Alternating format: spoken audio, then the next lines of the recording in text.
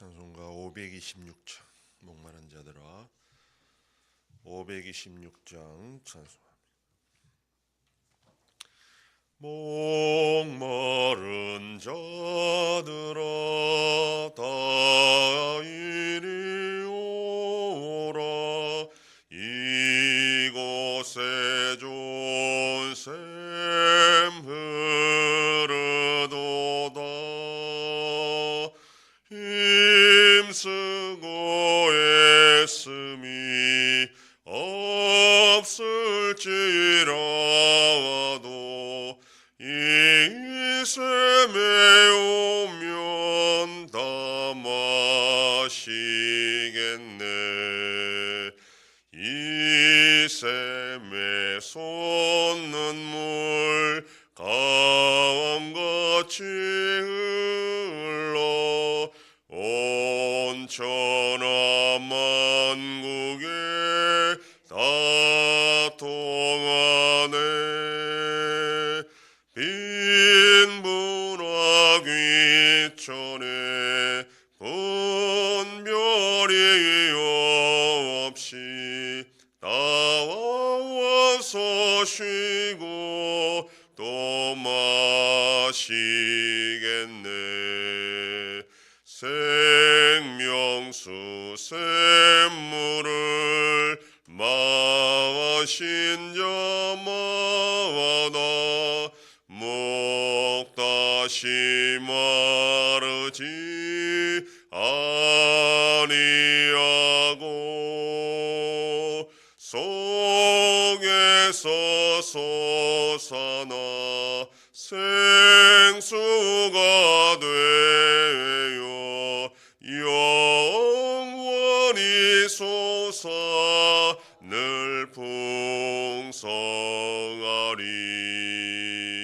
이 샘의 이름은 생명의 샘물 저수정빛같이 늘 막도다.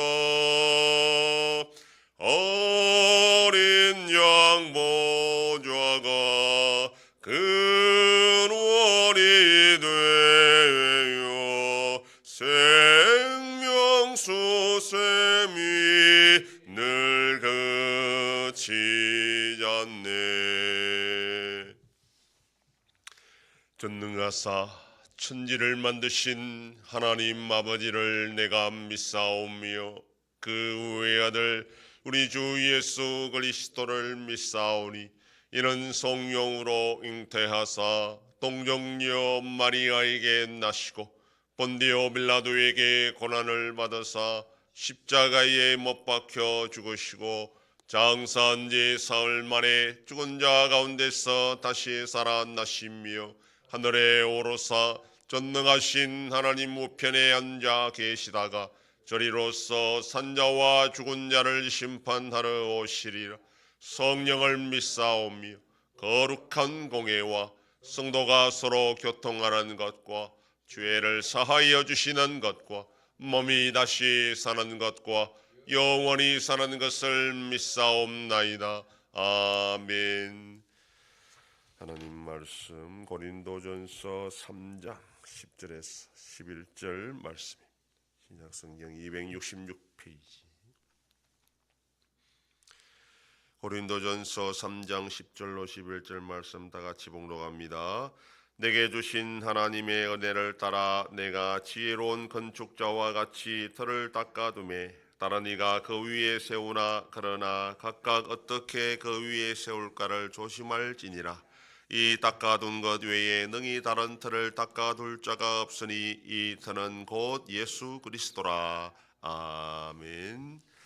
바울은 9절에서 고린도 교회를 하나님의 밭이요 하나님의 집이라 그렇게 비유했습니다. 사역자들은 농부에 비유하여 고린도 교회라는 밭에서 심고 물주는 일을 했으나 자라게 하시는 분은 하나님이시다라는 것을 강조했습니다. 이제는 고린도 교회를 집에 비유하여 사역자들이 어떻게 일해야 되는가 그 자세를 말하고 있습니다. 바울은 자신이 했던 일이 건축자로서 집에 털을 닦아두는 일을 했다라고 그렇게 말합니다. 그 후에 후임자들이 그 터 위에 집을 본격적으로 세우게 된다 그렇게 말합니다.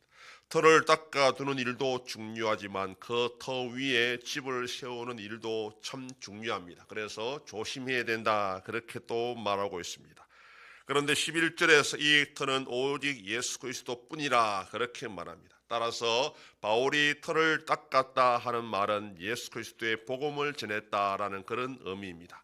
교회가 없는 곳에서 예수 믿는 사람들이 한 명도 없는 그런 불모지에서 한 사람 한 사람 접촉해서 복음을 전하고 예수를 믿게 만들고 그들을 다시 모이게 해서 교회가 되게 하는 일을 했던 것이 바로 바울의 사역이었습니다.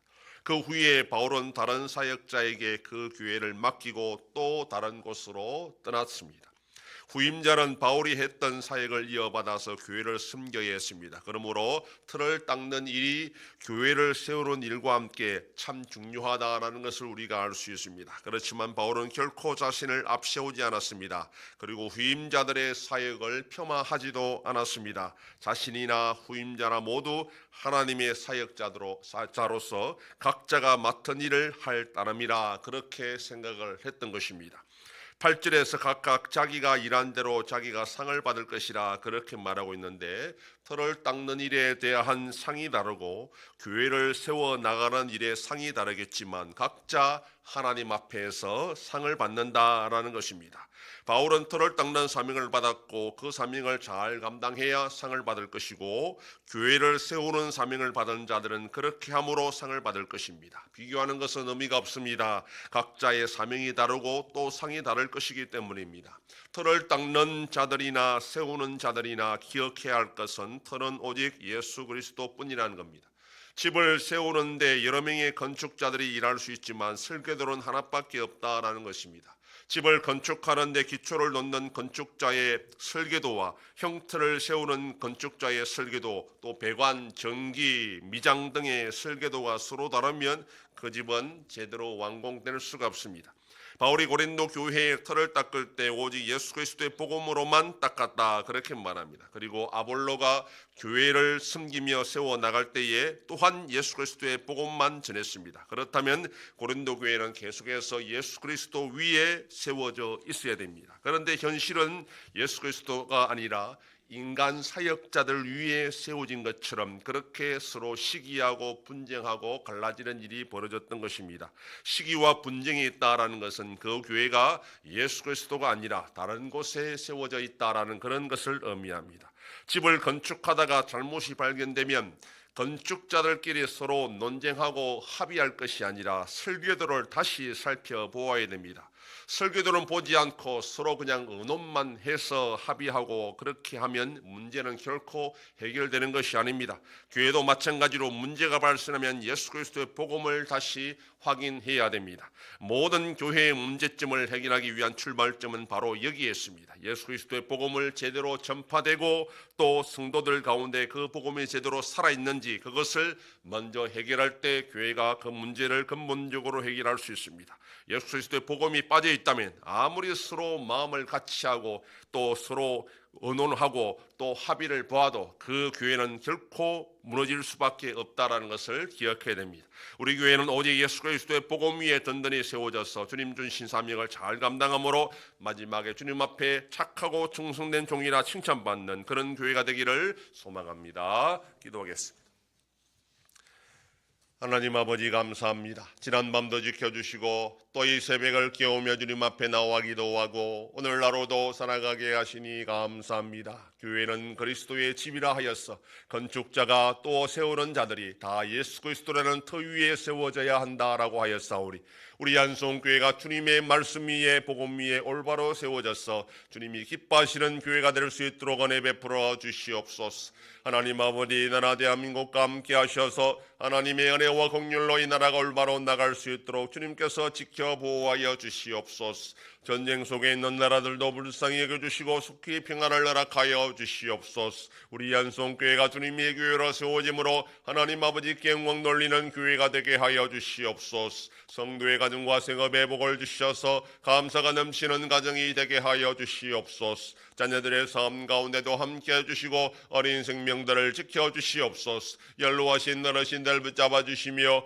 병중에 있는 성도들을 불쌍히 여기서 치료하여 주시고 회복시켜 주시옵소서. 이 새벽에도 주님께 기도하는 종들을 기억하시고 간절히 구하고 빌 때마다 들으시고 속히 응답하여 주시옵소서. 감사드리며 예수님 이름으로 기도드립니다. 아멘.